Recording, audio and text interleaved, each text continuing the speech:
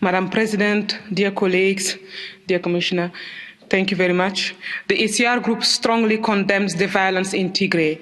We support international calls for swift and unconditional access to the whole region for humanitarian aid, independent human rights monitors, and the media.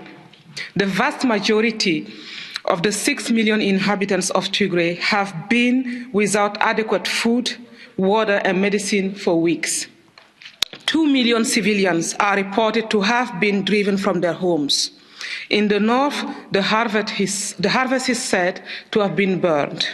Elsewhere, farmers have abandoned their fields. It seems that the Ethiopian government is deliberately withholding food in order to starve people. Central and East Tigray are on the brink of famine.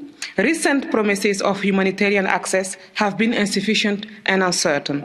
There are continued reports of violations of international humanitarian law, such as the deliberate shelling of civilian targets, extrajudicial executions, and widespread looting.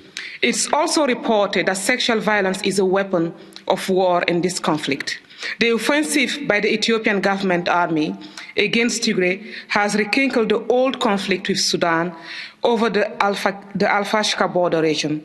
And Eritrean troops are also said to be active in Tigray. It should not be forgotten that repression by the federal government is also taking place elsewhere in the country, such as the terror in Oromia, Ethiopia's largest state. The European Union, together with other international partners, must play their part to help end this conflict and reform the Ethiopian state, something supported by its many diverse populations. The Ethiopian Prime Minister should not only give his Nobel Prize back, but also return his country to the principles of peace and democracy. Thank you. My best friend, Pat Whitty, 5 years ago today. I still miss him. People in Tigray are losing whole families these past few months because of the war crimes of Ethiopia's unelected Prime Minister, Abiy Ahmed. And the government is doing all it can to hide the truth.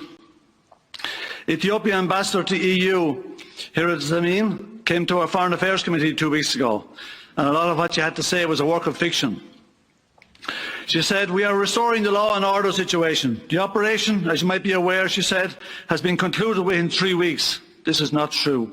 After 13 weeks, fighting continues. She said the Ethiopian government is focused on delivering much anticipated humanitarian assistance. Not true. The Ethiopian government has done everything in its power to prevent humanitarian aid reaching the people of Tigray.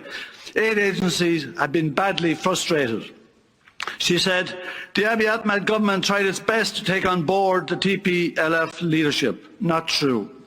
As soon as Abiy became Prime Minister, he set out to isolate the TPLF and the people of Tigray.